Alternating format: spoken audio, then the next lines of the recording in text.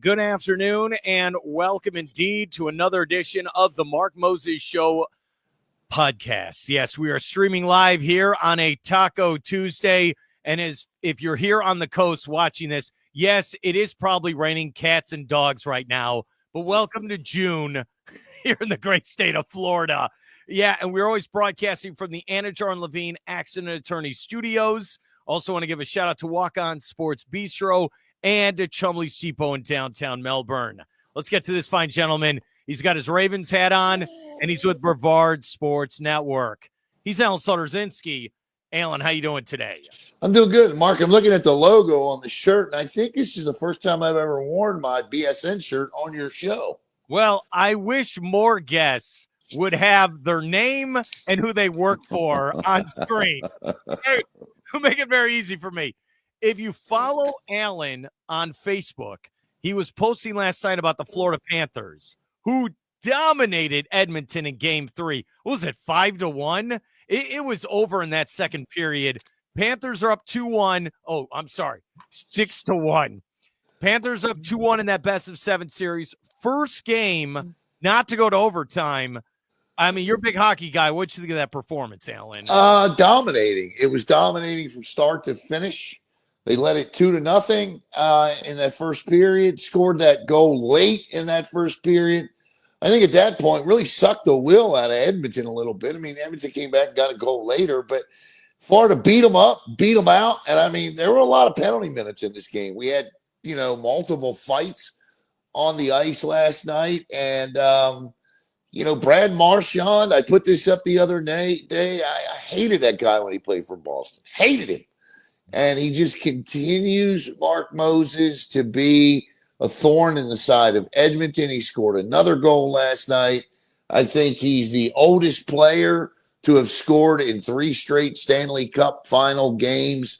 Wow. The Florida Panthers are looking good, and the Edmonton Oilers better be careful. And, this was the thing that concerned me about Florida. They did not play well at home this year, Mark. They did not. And coming back to Sunrise or Amarant Arena or whatever it's called, I didn't know how they were going to play. But Edmonton better be careful because Florida seems pretty dialed in. They're running 4 lines. Bob looks pretty good. Sergei Bobrovsky, he looks really good. They pulled Skinner last night, after the, 5th goal was scored. Florida looks good, man. They look really, really good. Yeah, a couple notes. You think about through the first 2 games, and I'll give them a shout out. I was watching PTI yesterday with Kornheiser and Wilbon, and they asked this question, who has the advantage going into Game 3? And I'd say neither team, because first game, it's a Game 1 overtime winner by Edmonton. Game 2, double overtime winner. You brought him up, Brad Marchand. So you go into last night, you're thinking, hey, it's anyone's series moving forward. And then the Panthers they just suffocated. It's like in wrestling where you just choke someone out and then the ref just calls it. That's what it was last night. You bring up Marchand. So you're right. Game winner, then comes out, scores in the first, 45 seconds of this game to set the tone. He, 37 years old, you think of a trade deadline pickup. It reminds me, okay, and I want your thoughts on this. I remember when Ray Bourque with Boston, another guy, okay, he goes to Colorado, helps them win the cup. Now, it's different because Bourque had never won a cup. Never won. But it looks like Marchand, it's like he's played for them for 5 years, and he hasn't. That's what's so wild about it. I think that's a great point, and they keep saying it on the broadcast. They keep saying it on the NHL Network, just how seamless the transition for Marchand looks. And I think when I sit back and I think about it, guys that are able to do that, Mark, I think that's a testament to them. Yes.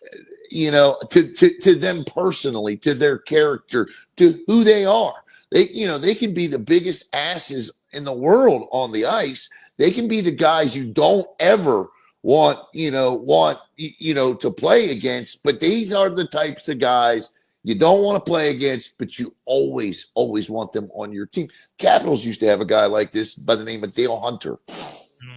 Well, we've been talking most of the season about Alexander Ovechkin, and we should. I mean, the most goals ever. He passes Wayne Gretzky. He should get his love, and he's an all-timer. And you look at Connor McDavid, probably the best player on the planet. If Marchand helps them win a cup, does that take him to another level in what he's done in his career? Well, listen, I certainly would say that Marchand will be more talked about. Yes. But I think we have to remember what Brad Marchand's role is, and he serves it well. He still is an agitator on the ice. He's still that little guy, man, that could slip underneath of the defenseman, and you saw it in the overtime. He slipped past two defenders to score that goal to win the game. Listen, Brad Marchand is an outstanding hockey player. He's what I refer to as a cagey veteran, and he's a damn good cagey veteran. I do think he has. I'll put it to you this way: if the Panthers win this series and Marchand continues to deliver the way that he is, I don't expect Brad Marchand to lead this series in goals or points. Okay, and maybe at the end it is Connor McDavid, but if the Panthers win this series. And the Conn Smythe Trophy goes back to Connor McDavid, then I think Cats fans got reason to be upset because Marchand's putting on a Conn Smythe performance. I'm going to call my shot right now. If there's a scenario like we had last year where you just said, if it's again where McDavid wins it and they don't win the cup, there'll be a fight on the ice during the ceremony where there'll be fight. I mean, like you said, there's fights nonstop in this series anyway. If those Panthers players, if one of them doesn't win it, they're going to start fighting on the ice with Gary Bettman. That's called that's what you call Canadian guilt. Yeah, you're absolutely right.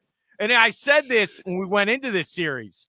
Pressure's on the Oilers and McDavid. Yes. You better not lose twice here. This game 4 coming up now, it's so much pressure on Edmonton to get it done. I haven't seen anything. I didn't see anything. What I'm going to tell you what I've seen. Okay. Ever since Edmonton took that lead in game 1, I think they had a 2-goal lead in game 1. I have to go back and look. But ever since the midway point of game 1, the Panthers have really made the necessary adjustments to shut Edmonton's game down. They just have. And whatever they did on the off day, they completely and utterly just squeezed the life out of Edmonton last night. Edmonton had no passing lanes. They had that's a great hockey team, okay? And Ryan Nugent-Hopkins being hurt is an issue for them as well, okay? But I will say this, man, Paul Maurice, he's one of the greats right now. And to be able to adjust the way that he has to shut that offense down has been impressive to watch. You're absolutely right. We're here down Zlotorzynski, Brevard Sports Network. We're going to find out. You'll have game 4 coming up. Man, I'm going to say, that was an ass kicking last night. That really was. After how they played through the first 2 games, Florida just dominated them. They really did. All right. I want to clarify this. I know the answer, but for people that are new to hearing you and me talk sports, if you're the Panthers, you win your second cup. It's not a dynasty, is it? What is the set tone? How many cups do you need to be a dynasty in your eyes, Alan? 3. Doesn't have to be 3 straight, but 3 out of 4. You got to win 3 of them. And I'll say this: the state of Florida is in a dynasty right now. Okay, I mean, obviously the 6 straight Stanley Cup appearances. So you could say the state of Florida is in the midst of a dynasty. And for better or for worse, Mark, that 2020, 2021 Stanley Cup, or whatever year it was that Tampa Bay won, there's forever going to be an asterisk on that one. And that's a shame because that may have been the best Tampa Bay team of them all because of the shortened season, the playing in the bubble. They beat a Montreal Canadian. Remember, it was, that Canada had their own conference back in the bubble. Yes. And the Canadians prevailed out of that. and just about everybody, probably me and you both, could have beaten the Canadians in the playoffs, and they make it all the way to the Stanley Cup Finals. And that's a shame for that Lightning team because that team was loaded. Now, they did come back and win the Stanley Cup the next year, but if the Florida Panthers win this Stanley Cup and go back-to-back like the Lightning did, to me, this is more impressive. Yeah, and the Panthers lost the Cup final 2 years ago. And then I think Lightning, there's so many teams, series in my head. I think the Lightning lost to Colorado. Yeah, they went back-to-back and then lost to Colorado. Yeah, they did. So we're going to find out moving forward. All right, I like what you said there, Alan. 3 is the bar. You got to win 3. In any sport. It doesn't have to be 3 in a row. Yeah. I would say 3 within a 5-year period, with those other 2 years at least reaching a conference final. Yeah, we've talked about this before. That Lightning team. Okay, so 2019, they have the best ever regular season. Yeah. And get swept out of the first round to Columbus, I think, and then came back the next year in the pandemic year, won it, then won in 21. That was a dynasty team. Yeah, they were a great team. And you forget with the Lightning, they had the team in that run in 15 where you went to the Cup final where they lose to my Hawks. They had a great team then as well. From 2014. Remember, we were out celebrating your birthday when they beat the New York Rangers 1-0 in overtime to advance to their Stanley Cup since 2007. Me and Anthony Knockreiner were watching it together. I'll never forget it.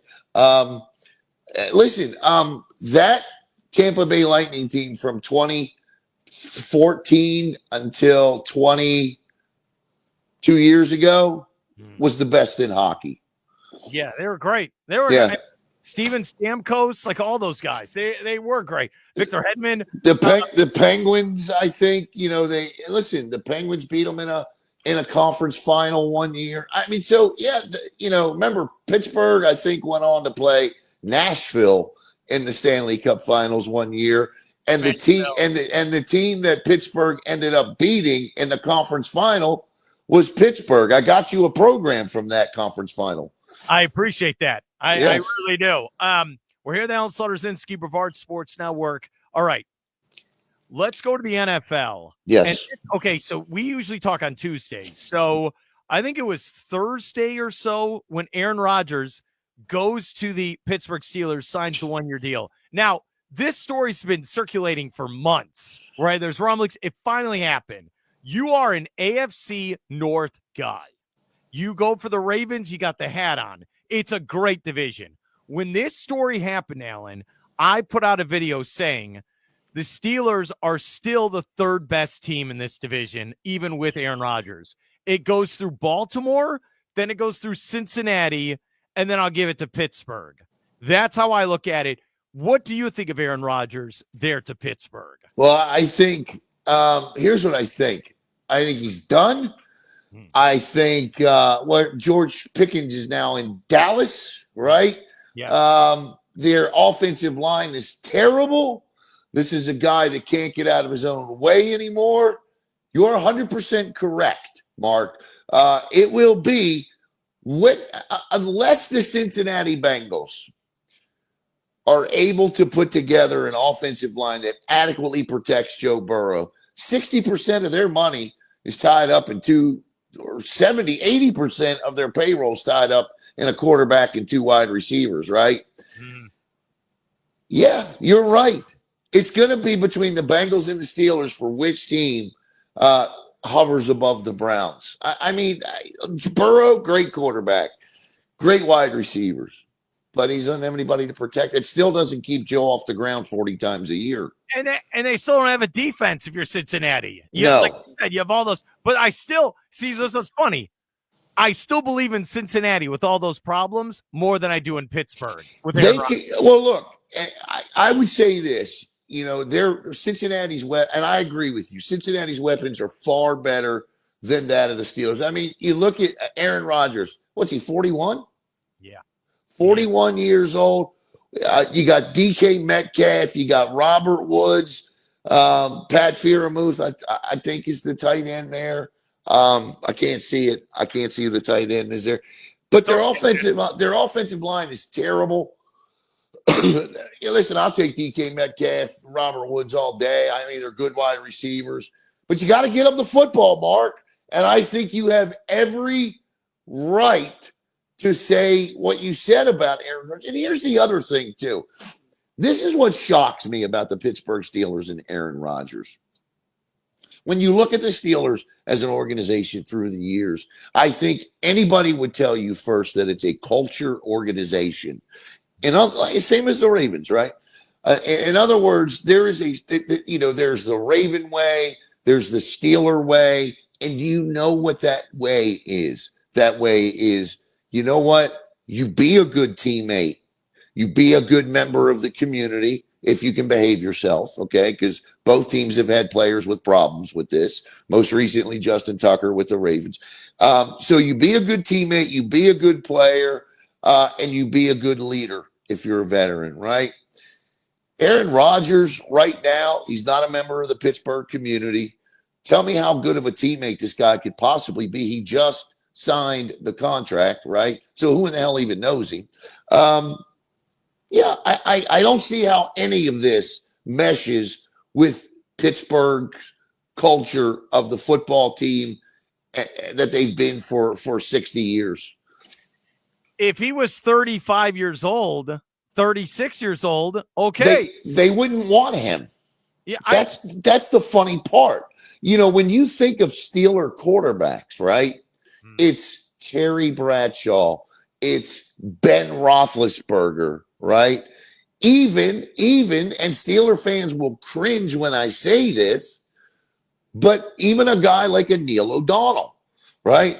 I mean, look, I used to make fun of Steeler fans because they would say O'Donnell. It was just funny how they said it out of their mouth.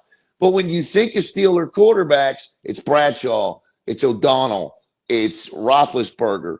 And those guys would have great wide receiver threats, which all of them did, right? And they would always have somebody in the backfield to turn around and hand the football off to. This is not they're trying to be something this organization has not been since I've been alive. And I don't know that it's going to work. We're the Zlotorzynski. We're talking NFL right now with Aaron Rodgers going to the Steelers. I don't see it because we just did this last year where you brought in Russell Wilson. That was a failure. You brought in Justin Fields. I don't know why they just completely gave up on him. I'm at the point, if this fails horribly, Alan, and it will. If it fails, is this it for Mike Tomlin after a while? Because are we going to go 30 straight years with, we're 8-8, we're 9-8, we're 8-9? They're in purgatory. They're not in the playoffs, but they're not god awful. How many more years are you going to do this with Mike Tomlin? And you would think, right? I mean, their offensive coordinator's Arthur Smith, right? You would think that this would be it, right? But again, the culture of the Steelers with the Rooneys and Mike Tomlin's only the third coach in the history of this franchise. Yeah, it's wild. You're absolutely right. And all three coaches have won Super Bowls. Yeah. All of them. Chuck Noll. So they don't get rid of them easily. No. You know what I'm saying? Chuck Noll, Bill Carr. Okay, you got Bill Carr. You love the accent. Yins and all. I love making fun of them. And now Mike Tomlin. And so if it were any other team, I would have said he'd been fired 2 years ago. But it's the Steelers.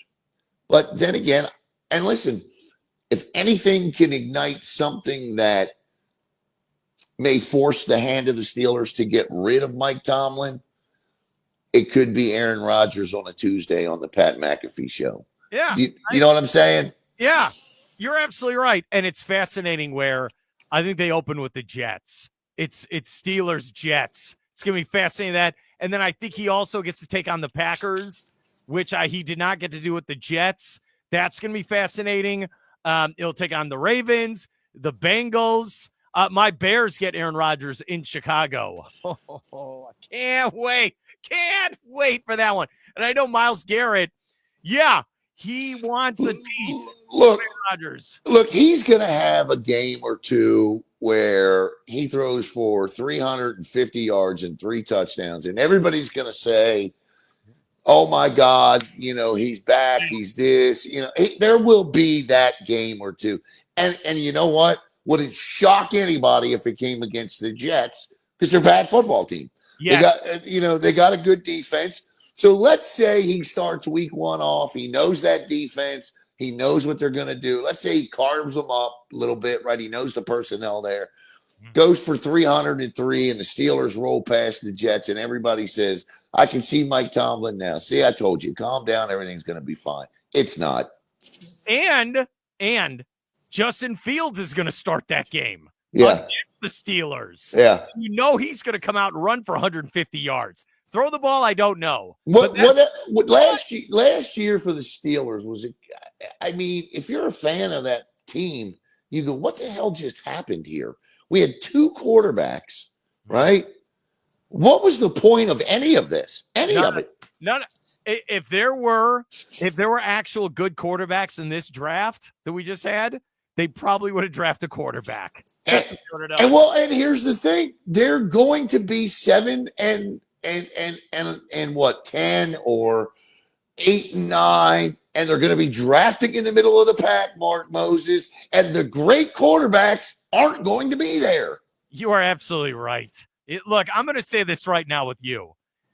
That Manning quarterback at Texas, they are going to hype him Bollywood style. He'll play a couple games this year, and then they're going to say it's to, we used to have suck for luck or, tank for Tua. Right. It's going to be one of those things for Manning for next spring. Well, unfortunately, he's not falling to the Steelers at 15 or 16 or 17. And here's the other thing.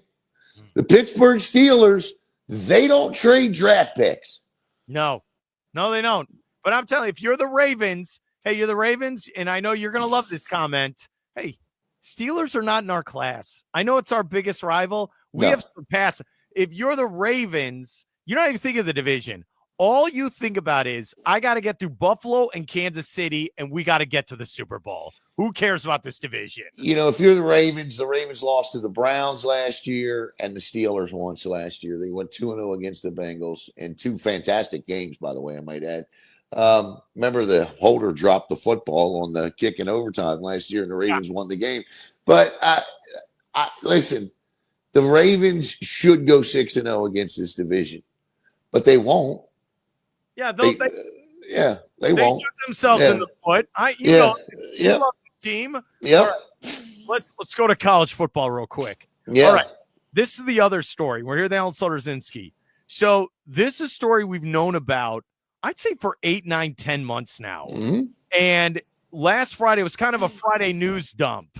Everything else going on, they're like, oh yeah, by the way, this judge finally approved where universities can now pay the players. Yep. So in case you don't know this, I'm going to do the Cliff Notes version. Yes. So starting July 1st, new fiscal year, you're going to have the new season where it's going to be, 25-26. So schools have the opportunity, $20 million or so per school, if they have the money, to pay their student athletes. Yep. So most of it's going to go to college football and college basketball. That's a $20 million or so. And I read today, it's the salary cap is going to go up 20 million. Then it'll probably go to 22, 24. It's going to go up, right? So my question for you is, who's paying for all this stuff? The schools, ESPN, the kids' tuition? Who's paying for all this money to go to all these different student athletes? Let me ask you a question. You watch a lot of college football like I do. Have you ever sat around on a Saturday and seen? Let me ask you this: have we ever had a conversation about attendance in college football? Never. Have we ever had a conversation about, well, that television deal is slightly below market value for college football? No. The money's there. The money is more than there. Okay, so my advice, I'll just say this. My advice for people, and I'll let you say it, is, all right, let's say a ticket to the football game is $100. Well, now it's going to be $120. Yeah. If your cable bill is $100, it's going to be $120 now. Well, we're definitely going to be paying for the additional funds. While the money might be there, they're certainly not going to lose money to do this.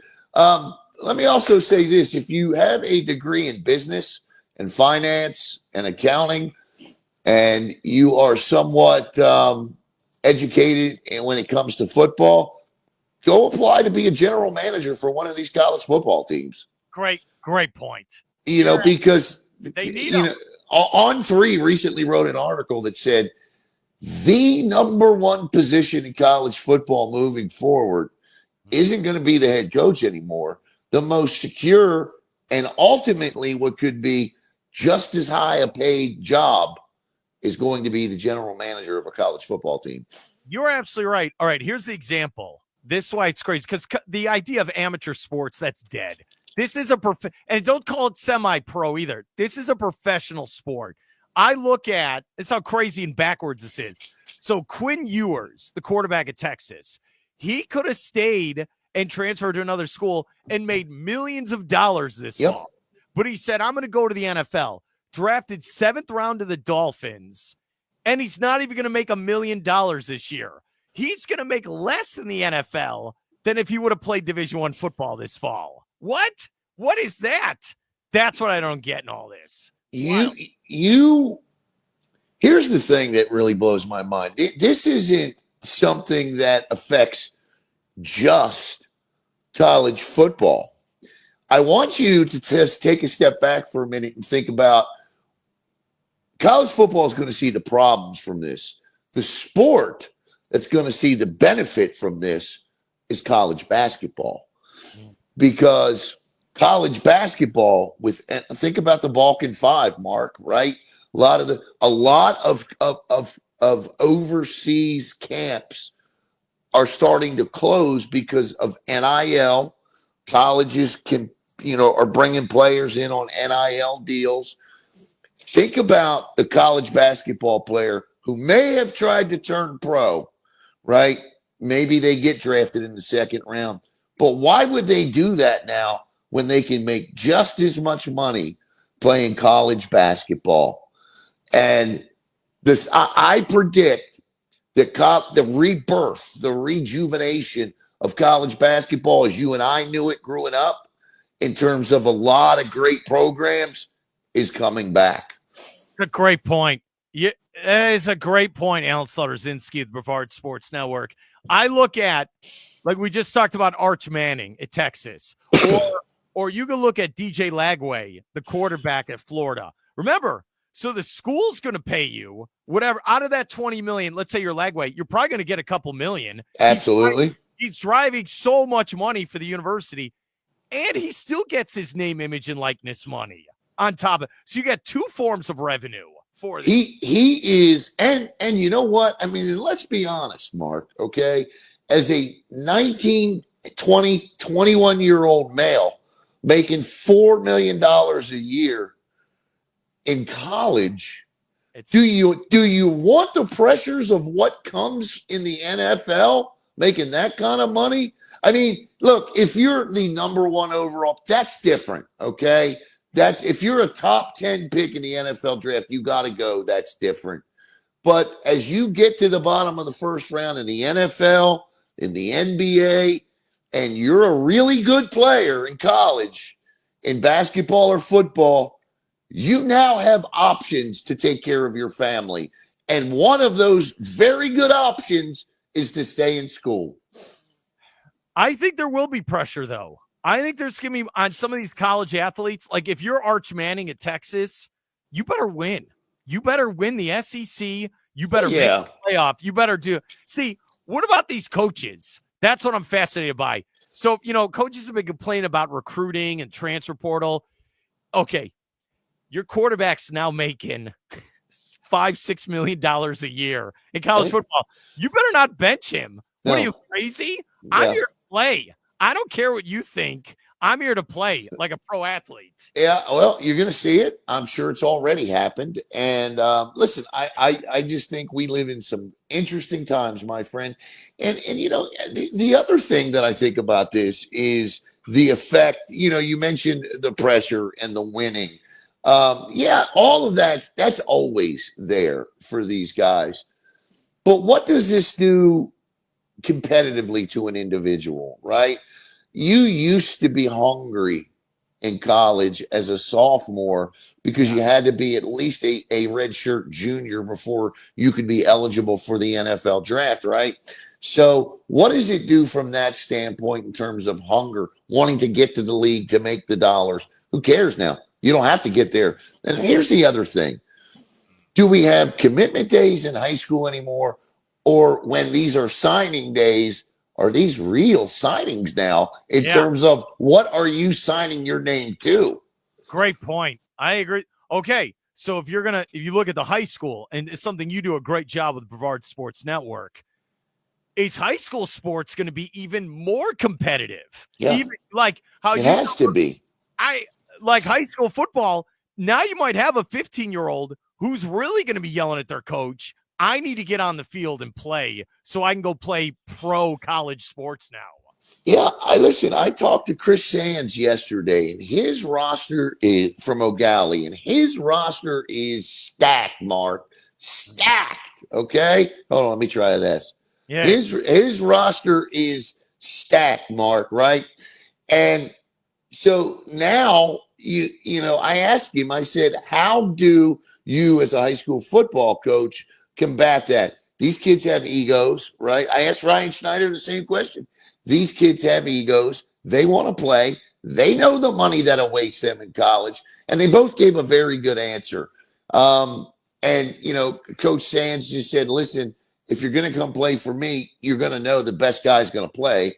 And the story. Schneider said the same thing, but Schneider brought up a really interesting point in that, you could have 45 guys on a high school football roster. You may have, now if you're Coco, you may have 5, but the average high school football team is only going to have at most one of those types of players. That's interesting. I know you did a great job over the last couple of weeks, recapping all the spring practices with these coaches. Check it out on Alan's Brevard Sports Network Facebook page, and I'll retweet some of those. Dude, this is going to be fascinating with this stuff, with all this money being thrown around. And I always think of like, hey, UCF, we got to have this fundraising dinner to get stuff for the athletic department. Who even knows what those dinners are going to be like now? No. And let's just be honest. We're going to have dinners now to pay our players. Yes, that's exactly right. Right.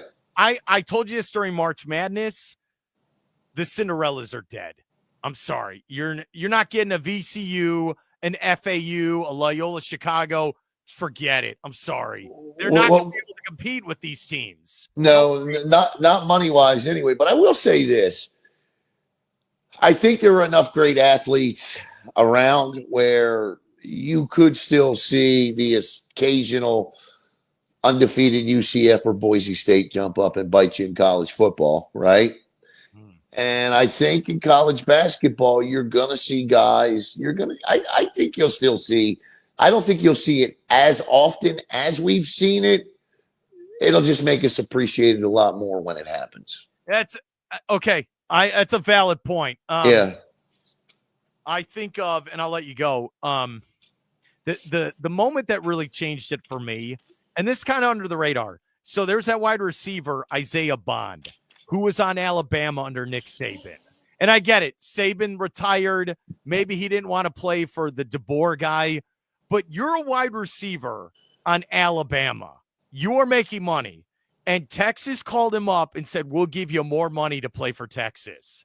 When I see those types of stories, and I know I'm just saying him, but like, I don't think that these players moving forward, like, oh, you get the great honor of playing for Ohio State or Georgia. I don't think they're going to care anymore who they play for. Yeah, nobody's going to care about Bo Schembechler and Woody Hayes and John Robinson and Joe Paterno. Nobody gives a crap anymore about. I mean, these student athletes will be forced to learn the history and the culture of the programs that they play for. But I would love to speak with a handful of players from each institution and ask them, tell me what you know about John Wooden as a basketball coach. Tell me what you know about Jimmy Valvano or Mike Krzyzewski, or tell me what you know about Bo Schembechler and Woody Hayes. What do you know about these guys and what they mean to these institutions that they coached at? I think you're right, Mark. I think that part of it could be going away. Yeah, look, what's a rivalry? Right. Because you're okay. I don't like Michigan. I don't like Ohio State. Well, now for them. Well, now let me say this. Hey, listen, I think these times I would disagree with you slightly there, because now it becomes, well, Michigan paid $800,000 more for a kid that, if this weren't going on, would be going to Ohio State. Michigan bought our Ohio State guy, or Ohio State bought our Michigan guy, right? Yeah, I can still see the rivalry aspect of it. Listen, nothing pisses people off more or turns people against each other more than the almighty dollar, Mark. You're right. And that's why you saw Florida State try to do whatever they could to get out of the ACC. Right. And to make more money. I'll just tell you this. All right. This is my dad and I. My dad was a lawyer for over 40 years. We talk about this all the time. He always makes this point. He says schools try to come across like there's some YMCA rec league team. Hey, we're putting a football team together. You should come see us Saturday play Michigan. No. You're a business. And this is my thought. If you are paying athletes to play for your school, they are state employees. You are a business now. Your ass better start paying taxes like every other business. You know what my real introductory into the ugly business side of sports was? I sat down with Jimbo Fisher at the O'Galley Yacht Club. Okay. Back when he was the coach at Florida State. And I said to Jimbo Fisher, okay, the interview's somewhere out there in the internet universe, right? It is. I watched it a couple of weeks ago. I said to Jimbo, tell me what it means to be at Florida State, and is this the place where you're going to finish your career? And he went on and on and on about Florida State and how it was going to be the spot where he finished his career. And 2 months later, Jimbo Fisher was gone. And you know what? In hindsight, I know A&M gave him $75 million guaranteed. He probably wishes he's still the coach. Yeah. At Florida State. All right, yeah. Alan, what can we check out Brevard Sports Network? Well, we're sort of a hiatus. We got content floating in or out. We got some Little League softball coming up this weekend, but each and every day, just check the page. We're kind of in our summer break mode. Content not as much. We are going to be doing a thing each day called the Daily Dose starting Monday, in which we just give you a little update on what's going on locally, maybe here in the state, but nothing more than 10 minutes, and we're in and we're out, just to keep you posted as to what's going on with Brevard Sports. Great stuff, Alan. Love the conversation today, buddy. Have a great one. I'll talk to you later, all right? All right. Thanks, my friend.